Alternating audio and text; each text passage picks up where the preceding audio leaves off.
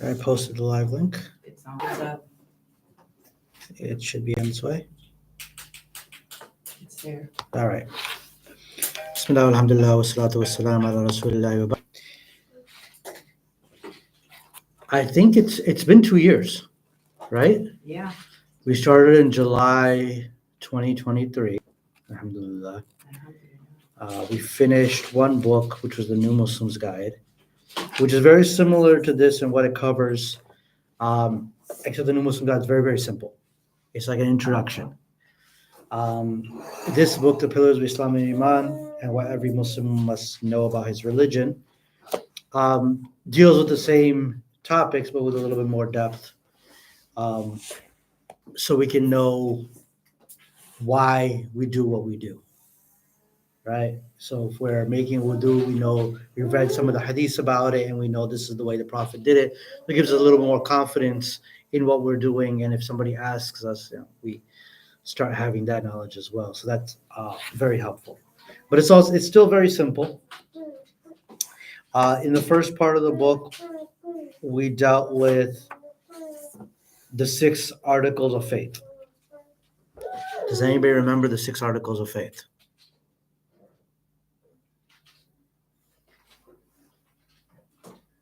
What are the 6 things that we must believe in as Muslims?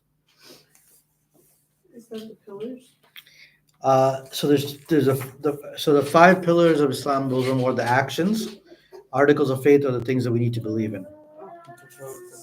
The pillars of, you can call them the pillars of faith. I said articles of faith. Pillars of faith is the same.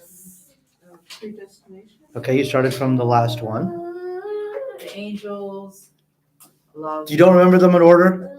No. I taught them to you in order. I know them. I know them. You know them? Most of them. So we believe in Allah, who sent his angels to the prophets and gave them the books, right? That's 4 right there. Allah, his angels, his prophets, and his books. That's 4 right there. Is there qualities about Allah? Hold on. These are just the pillars. We mention them and then we go into the depth, right? To warn us about the day of judgment. That's 5. And all good and bad comes from Allah. That's number 6. So Allah, the angels, the prophets, the books, the day of judgment, right? And that all good and bad comes from Allah. The qadr of Allah. All good predestination. That all good and bad is from Allah. So those are the 6 things we need to believe in. And in the first part of the book, we went over all of these in a little bit more detail. So we went over some of the characteristics, the names and attributes of Allah. We talked about the angels, that they're made of light. They do not disobey Allah. We talked about the books that he sent, the last of which is the Holy Quran, and that's the only one that's unchanged. We believe that the Torah and the Gospel had their original forms, but they have been altered beyond that, so we can't affirm the current text as it is right now. Whatever agrees with the Quran, we can affirm that. Whatever clearly disagrees with the Quran, we can say that that's been changed, and there may be details that are neither like a positive or negative, so we can stay silent about it. And we believe in his messengers, his prophets and messengers. According to some narrations, there was over 124,000, most of which we do not know their names, right? We only know about 25 are mentioned in the Quran. So we believe in all of them, and we do not add anybody who was not affirmed. So we just can't say that somebody who was an ancient wise man was a prophet. We can't do that because it's not our right to do so. We affirm what Allah and his messenger have told us. There was a discussion I was having with somebody with my niece, and she was talking about how in her university she had a professor, and this was an Islamic university, and all he would do is raise doubts. Like, well, we can't scientifically prove God, so you can only really know him 99%, but there's that 1% chance that you can't Where was know. this? This was in Mecca, actually. No. Yes. SubhanAllah. So let me finish the story. So hey, you'll find, look, in every place you'll find, especially in universities, you find these academics who think their thought is something special. So he would say, like, well, that 1% is a leap of faith. I said, no, it's 100% a leap of faith. I don't need any scientific evidence that Allah exists. I know him through his creation. I know him because he created me. The rest of it's a leap of faith. And that's what we're taught to do. That we believe in Allah in the unseen. We don't need proof. We don't need scientific. Sometimes if science proves something to us, great. And there's plenty of it. And there's plenty of it too. And if it doesn't, that doesn't mean that we don't believe in those things. Science will never prove the angels. Science will never prove the existence of Allah. Science will never prove predestination. Their science is limited. Yeah, but there's so many other things that science has proven that can only be Right. that there is the existence of Allah. Like there's no other explanation. But So to an extent, right? That But covers everything else. that to an extent. But everything else is our belief. And that's what we're taught to do. And there's nothing wrong with that. I know I grew up here in the West. I went to school in the West, and they teach all this critical thinking and all this, question everything type of thing. But all that methodology fails in front of God. It just fails. We believe, and Allah subhanahu wa ta'ala has, we should consider a blessing that Allah subhanahu wa ta'ala has allowed us to believe in him. Because there's so many people out there who have read the Quran, who have read the prophetic traditions of Sunnah, who have seen everything that we've seen, even more, and they don't believe. So if we have the opportunity to believe, we should take that as a blessing. Because our only salvation is in believing. We talked about the pillars of Iman. What were them again? 6? Allah, angels, prophet, books, Right. divine decree, good and bad. No, divine decree, the good and bad is the same thing. Day of judgment. Day of judgment. Divine- Okay, good. Excellent. All right. And we talked about the 5 pillars of Islam. You should always remember that. 5 pillars of Islam. Assalamu alaikum. Pull up a chair.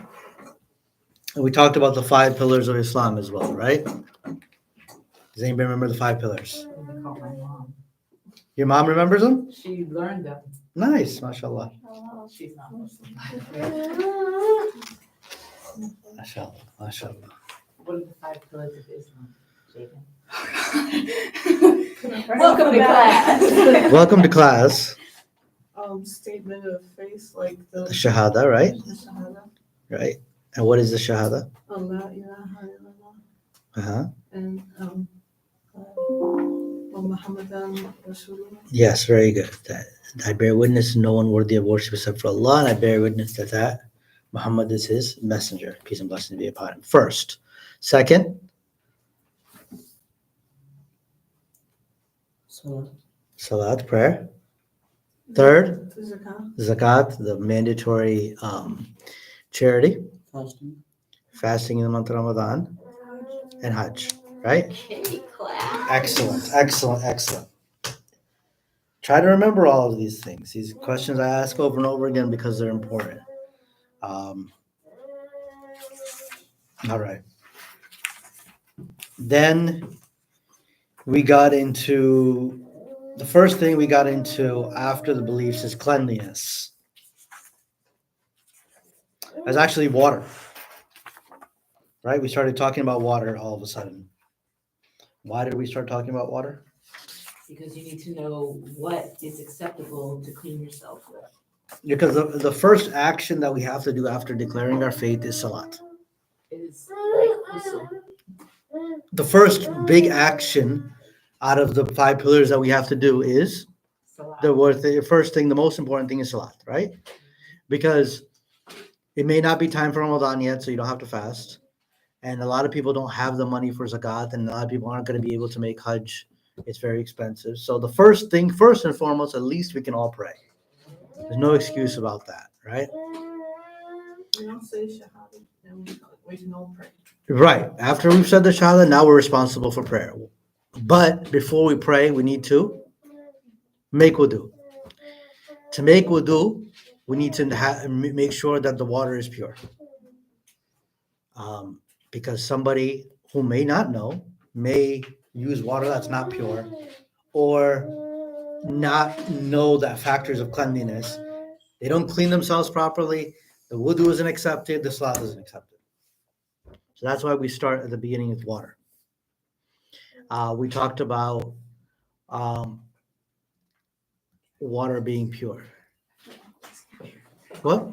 I'm asking them to scoot over because I just feel awkward. Yeah. Let her make room for your sister there.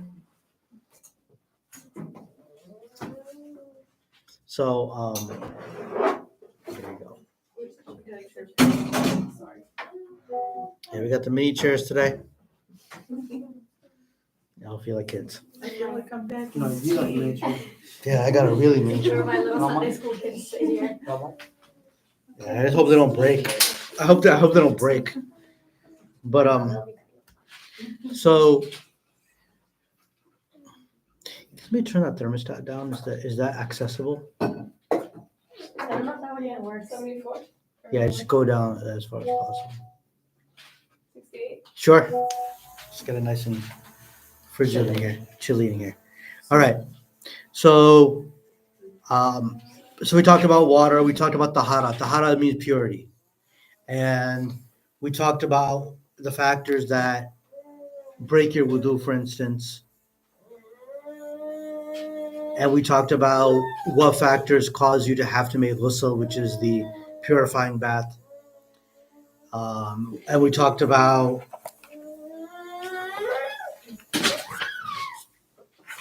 how to make wudu, how to make ghusl, what are the important parts that must be done, what are the parts that are recommended. We talked about a lot of stuff, right?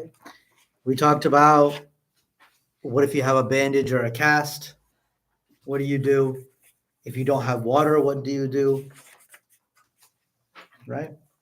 So we talked about all of these things. So I asked that you review them because it will be a quiz next week because we'll be back at Al Madina. It's not intimidating. It's just a quiz. But I would like everybody to review it because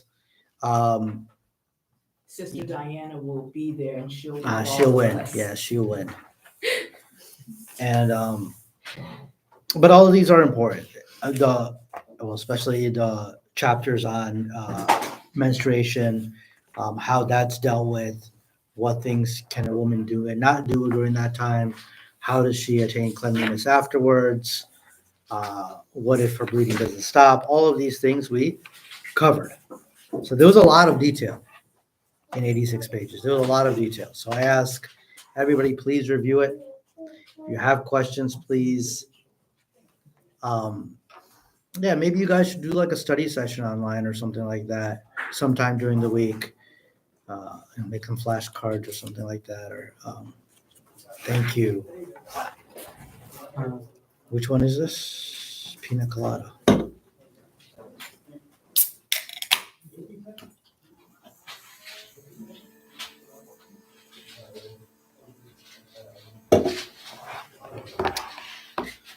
All right.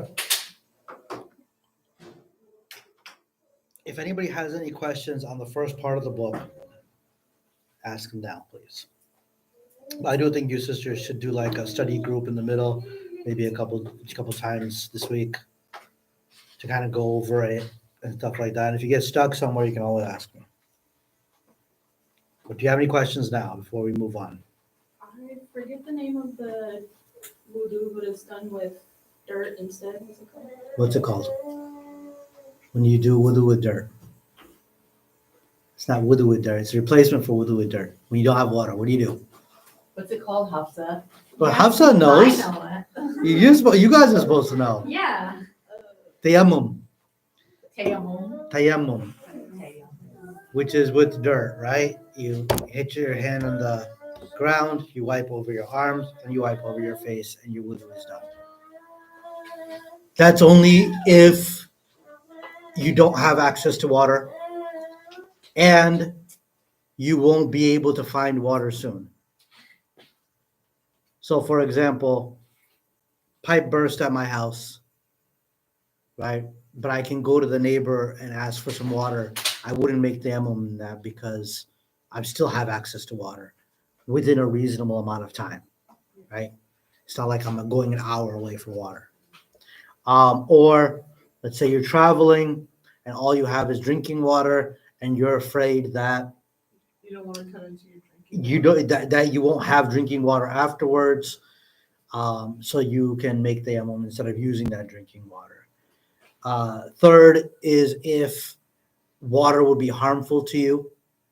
You have a severe fever or something like that. You cannot use water to make wudu. You can make tayammum at that time. Or you have wounds or something like that. It is not because you have makeup on and you don't want to mess up your makeup by washing your face. Some sisters do that, and this is not permissible. I never heard of that. Oh, believe me, you haven't met Pakistanis. Creative, but. Yeah, I mean, they don't want to mess up the makeup, so Creativity, like They draw or use the something. powder as the dirt. Like use like creativity. Setting to powder. write or Yeah, draw. setting powder. Yeah, the setting powder. Oh. Is this my sand? Is that yeah, what? there we go, right? Is that what Um, we're trying to do? You're like, why do you have setting powder on your feet? That's crazy. You don't put on your feet anyway. All right, any other questions? No. What if I asked you what kind of water can be used for wudu? Purified water? Any kind Not of water, as necessarily long as there's anything. nothing dead in it. Yeah, as long as it's not still standing water, like No, I think it In a can be way. still standing. It can be, water. what if it's a pond? Yeah. maybe not. You can use a Yes. pond. You can. As long as the color, taste, and smell has not changed because of something impure. Oh, okay, so dirt's fine. and So, like regular fish and. for example, animals that live there. in a pond, you have leaves that fall or moss. It discolors the water a little bit. It makes it smell a little bit different. You may not like it, but you can use that for wudu Oh, okay. because none of that is impure, So, yeah, okay. right? Except I like still water because those have like brainy Yes, amoebas in there. Yes, It's still pure. It's still pure for your wudu. Just don't get your brain eaten by an amoeba. Spiritually pure. It's yes. Yeah. Physically Running water is always it's a pure, different right? situation. Unless it's James River. Oh, no. Even the James River is pure. E. coli. Oh, there's a huge E. coli Yeah, that's break what in I'm there saying. now. Okay, well, it's Those still kind pure of for brainy wudu. amoeba eating, like, brainy Yeah, but you gotta put it in your mouth. Yeah. It's still. I mean, okay. So if you, I mean, No, I feel like there's something clearly in there that will harm you, and it's like if you know something is toxic, and you know something is harmful in it, then don't use it. Yeah, because like. That's what she means. Like, Yeah, it's but otherwise, clearly toxic. running water is pure, except for like the river Ganges, which is Oh, where yeah. they throw all the cremated bodies and stuff, and it's just disgusting, That's what she means by like that. right? Things. So. Yeah, So, gotcha. but as long as it's not been changed by something impure, We can use salt water too, yes? yes, salt water. So that was a question that some of the companions had: is that could they use salt water to make wudu? And yes, they can, even though the taste of it has changed, smell of it has changed, but I think push comes to salt shove. maybe even makes it more pure as far as like spiritually goes because like salt. I don't know that it's more pure, but it's I think health-wise, it's more beneficial because like when you have a cut on your skin, they say you put it in salt, like go to the beach. yeah, it disinfects. Yeah. He's fine. I love it. It's a good sound effects, right? Somebody's happy. But anything basically that you call water. Now, if it's a small amount of water and you know something's impure happened to it, and even if it doesn't change the color or the smell of it, then you don't use it. So, for example, you have you have a tub of water that you use for wudu, and baby comes and poops in it, or baby comes and pees in it, and it's only a little bit, but that whole thing is impure now. Now, if it's a lake Yeah. or something a big, we talked about like how amount. I mean, if it's a big amount of water, then it's not effective because it gets diluted so much, right? So generally speaking, if you call it water and it's clean, you're good to go.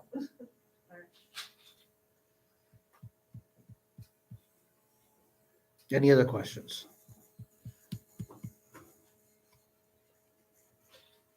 All right, we talked about what are the things that a woman cannot do during her period. Touch the Quran. She cannot touch the Quran, She said pray. pray, Fast. fast, Go to masjid. go to the masjid into the prayer area. Oh, okay. But you can be in like your. So common here, area. this would be fine, Okay. but not in the prayer area unless there's a big necessity to do so. Okay. Because sometimes there's a masjid and there all it is a prayer area. There's no other area where a woman can sit. Yeah. Like there's a really small one on Midlothian that's basically. Yeah, you walk right into the whole prayer thing area, is right? prayer, yeah.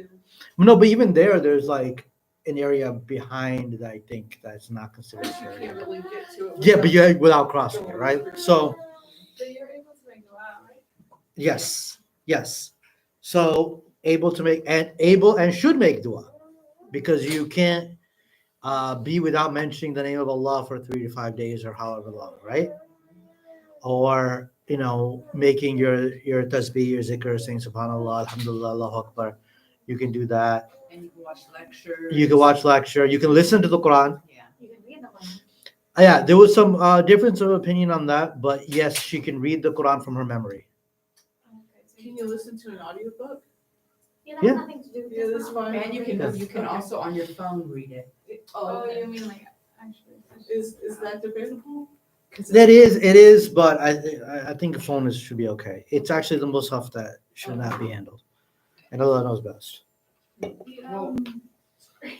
Yes. You're not supposed to touch any Quran or just the Arabic Quran? I thought it was. Oh, English. that's a good question. That's a good question. It's just Arabic. It's just- Okay. If it has Arabic and English, Still don't touch it. don't. Okay. Yeah, because it has the original Arabic in there and the translation. Last thing you guys didn't mention, she cannot have intercourse at the time. She cannot. She cannot. Yeah, she cannot. I thought you just said she can. No, I said cannot. I may have just slurred. See my eyes like what? No, she Well, you cannot. didn't mention Hajj and Umrah. Oh yes, she cannot make tawaf. She cannot She can do walk everything around the done Kaaba, there. walk around the Kaaba, but she can do the other rites of Hajj and Umrah. So like stoning the wall. Stoning, yeah, stoning the Sa'i. Jamrat. No, Sa'i is considered tawaf, right? Oh, It's part of tawaf. So she can't do that. So if she had gone on the days of Hajj and she had her period, she wasn't able to do that, she can make that up later. Is going to Arafat off limits? So she can go to Arafat and stand how do there, you yes. make up Hajj? No, she would make up that tawaf. Oh, So when let's say tawaf was supposed to be done on the 10th, 11th, or 12th, yeah. right, or 13th, and she wasn't pure in those days, she delays it afterwards and can do the tawaf afterwards. Even after that time for Hajj is over. Alhamdulillah, Islam is so good to women. Right. So understanding, so Yeah, and then walking accommodating. around in the heat, 2.5 hours. You guys, honestly, you have it better than we do. Yeah, we're respected If- and honored so much. If It feels so weak in the. If, like just walking. if we follow Islam in our family units, women have a high status in Islam. Before Islam, women are not allowed to inherit property. In fact, they were inherited as property. In Arabia, if a man died and that was like somebody's stepmom, they would inherit her. His wife and his. It would automatically be, and as many. and his women. They did not have any rights of inheritance. They did not have any rights of divorce or anything like that, too. So a man could divorce a woman and many times as he wanted. And It you could just be a couldn't weekly say no thing. to marriage Like, it's just a either. weekly thing, right? Right? So Islam limited it to that he only divorced 3 times. A man could have as many wives as he wanted. There was no limit to it. So a lot of these rights that we take for granted now were introduced by Islam. And do you know that in Western society, those rights were not introduced until 432 years after Islam? Right. And then Islam honored women in so many different ways. Rasulullah Sallallahu Alaihi Wasallam said, "The best of you is the one who's best to his women." He uses that as a litmus test, as a marking point for us to measure our faith and how we deal with women. Especially SubhanAllah. mothers, especially mothers being especially. Mothers having a high status. You hear that, little guy? Yeah. Right, you're right. All right. Mothers having a very high status. And, and even if you look in the Sunnah, a lot of people don't really look at the Sunnah for the characteristic and family life of Rasulullah Sallallahu Alaihi Wasallam. They look at it for the acts of worship. But that's only one part of it. There's so many hadiths, there's so many narrations that deal with his family life, deal with how he dealt with his family. Right? I wish this was talked about more because I see that like a lot of some people like Muslims, they will mix Islam with just culture a lot. And We- that's not what Islam is about. And so they try to. When I first became a Muslim, that's why I was confused, and I started to learn that there's a difference between what Islam is and what culture. And this is why it's important for us to learn properly what Islam is, so we know how to differentiate from cultural things. Because there's a lot of people who were born Muslim and they didn't learn in a correct setting, and they only know what they grew up with. And a lot of that has cultural aspects mixed in. It's not correct. For example, in Desi culture, a girl can't cut her hair. Like if she cuts it like kind of short, it's like a disaster. It's like horrible. And Aisha radiallahu anha used to have shoulder length hair. I haven't known my friend, she couldn't cut her hair. I don't. Yeah, and has nothing to do with Islam. And, You can even And now dye your hair. you can even dye your hair, right? and even a lot of those cultural practices are now stereotypes of Islam in the Yeah, non-Muslim and the Yeah. with non-Muslims. Like when I converted, first thing my mother said is, you can't drive anymore. That's what I'm the only Muslim I've ever I was yeah, like, you what? don't have a say so in your house. I was like, Mom, what? Right. Yeah, they don't drive in Saudi Like, why are you Arabia. driving? You're wearing the cob. Why are you driving? You're too like supposed to not like. And I'm like, but oh, even all that this- was a Saudi cultural thing. They never said it was from the religion. Yeah. And I'm like, oh, all of a sudden you're an expert on this, Right. And now they do.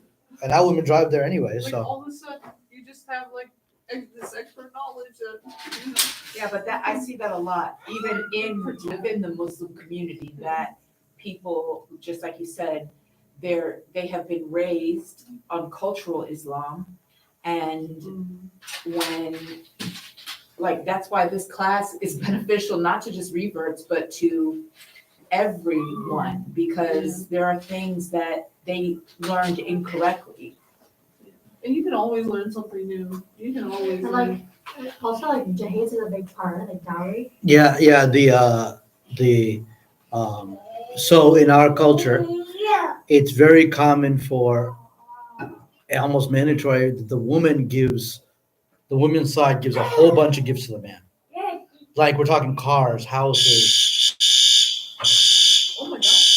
Khuzaima.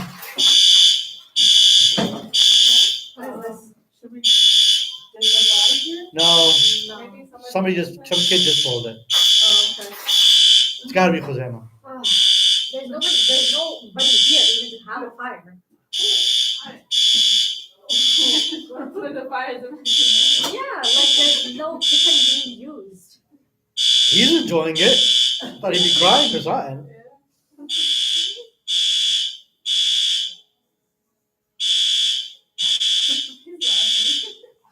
You think it's funny? It had to be Khuzaima. It has to. Has to be cool. Don't you have to call the fire department for these kind of things? No, they have to put a code in or something. The fire department will come if they don't shut it off.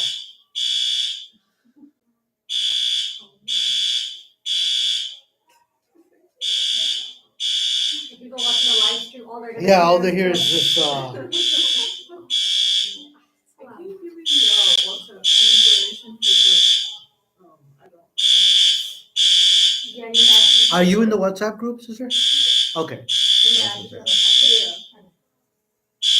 So just so you know, I don't know if you saw the announcement, but right after this is family night. So I'm gonna be talking about masculinity and how it's taught in Islam. Interesting subject. You I think can get a 2-for-1, a class and a lecture. No. I don't think that I think I'll end the live stream here. Thank you. Assalamu alaikum.